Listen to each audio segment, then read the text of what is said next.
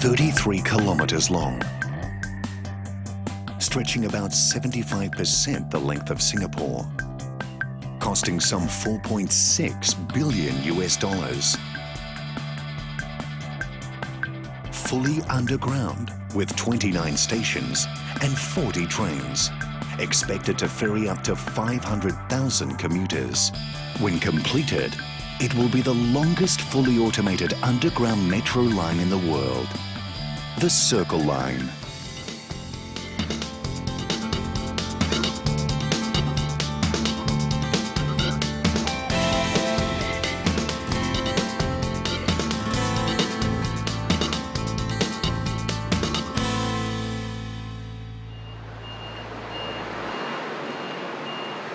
First April 2009, 8 a.m. There is an unusual hive of activity at the Farrer station, one of the many stations along the Circle Line route. Officers of Singapore's Land Transport Authority, also known as the LTA, are gathered in full force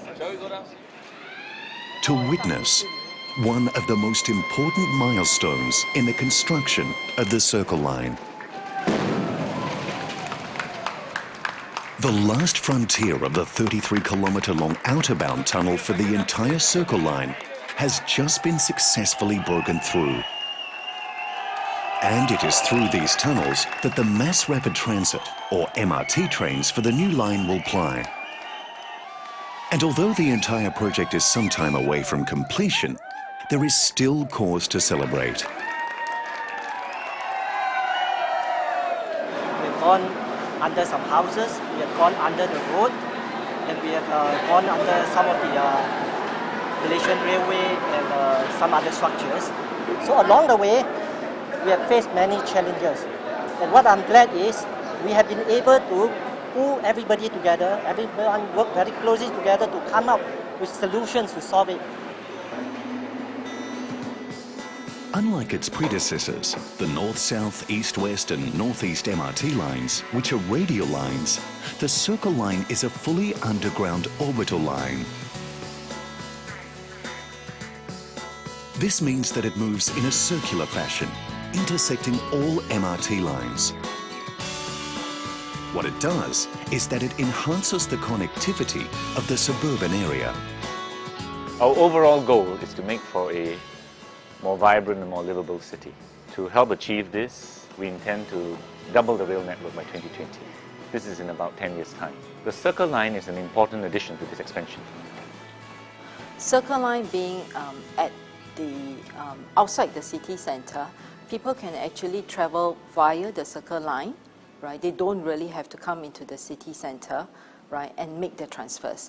In a way, then, therefore, it relieves the load of the part of the radial lines that comes into the city centre. To add to that, commuters will enjoy shorter travelling time and, as a result, lower fares. For instance, a trip from Bishan to Buona Vista used to take 33 minutes via a transfer at City Hall Station. On the Circle Line, it will only take 13 minutes. So too with a trip from Serangoon to Paya Lebar. This takes 32 minutes now via a transfer at Derby Court and then City Hall Station. Soon, it will take only 8 minutes. Well, by providing more choices and flexibility and convenience to commuters, this way we aim to enhance our transport so that it's more people-centered. So as part of its quest to deliver a people-centered land transport system, the LTA began the massive tunnelling project to build the fully underground Circle Line. Every day, beneath some of the busiest corridors in the city, an engineering marvel has been quietly taking place. As high as a 2-story building and the length of about 2 Olympic-sized pools, this is a tunnel boring machine, or TBM for short. Tunnelling in Singapore, one of the most densely populated cities in the world, is tricky business. Moreover, the geology of Singapore varies from soft soil to hard rock, sometimes within a very short distance of each other. That's where this enormous engineering contraption comes in. The TBM is able to alter its operating mode according to soil conditions. Before we commence any tunneling, going beneath, we must make sure that we must able to predict the soil condition. And with that, then we can find ways to ensure that the measures that put in place will mitigate all the risks that are likely to surface. Moving like an earthworm through the city's underground, the TBM's front end is made up of a giant rotating cutting wheel which cuts through the earth. The TBM not only limits the disturbance to the surrounding ground, it produces a smooth tunnel wall at the same time. Every 1.4 meters, the machine will stop pushing to allow the building of a ring of precast concrete segments.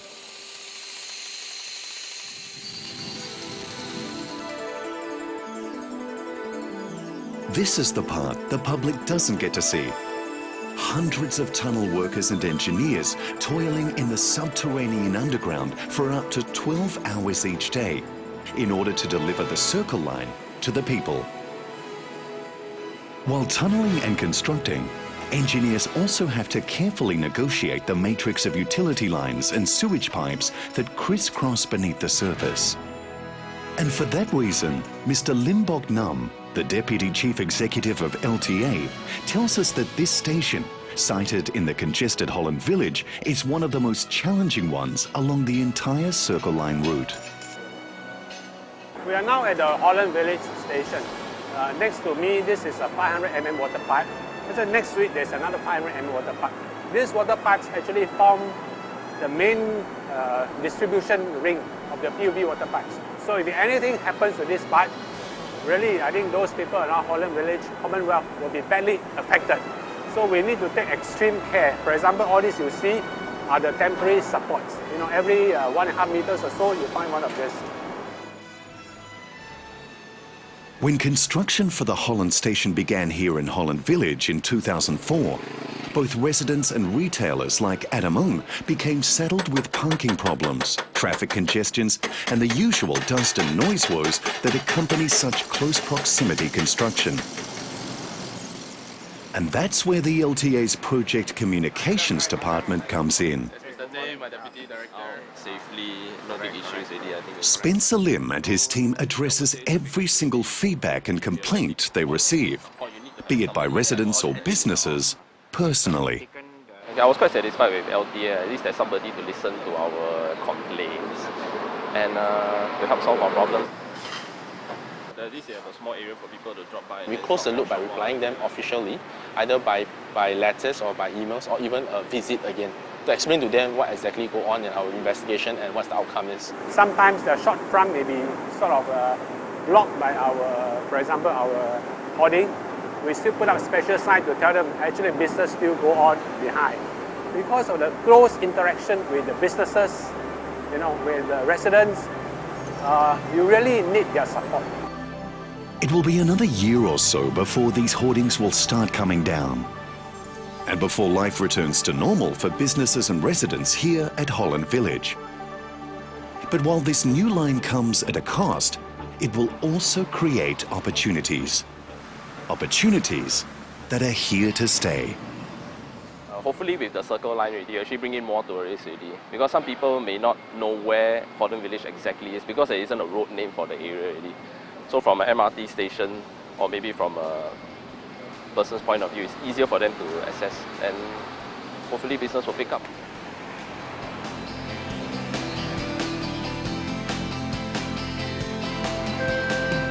Doors are closing.